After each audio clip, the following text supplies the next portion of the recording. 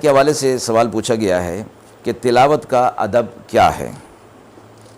ایک حدیث میں رسول اللہ صلی اللہ علیہ وسلم تہجد کے وقت صدیق اکبر اور فاروق اعظم رضی اللہ تعالی عنہ کے پاس سے گزرے تو صدیق اکبر رضی اللہ تعالی عنہ تلاوت آہستہ آواز سے کر رہے تھے اور فاروق اعظم رضی اللہ تعالی عنہ خوب بلند آواز سے تلاوت کر رہے تھے۔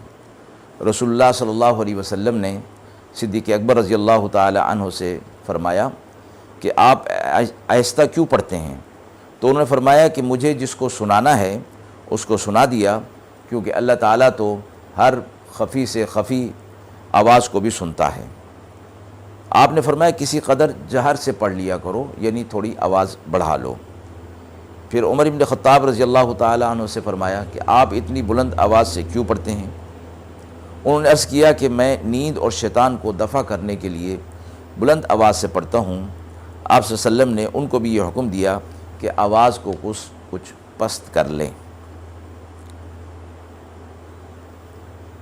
وآخر دعوانا ان الحمد للہ رب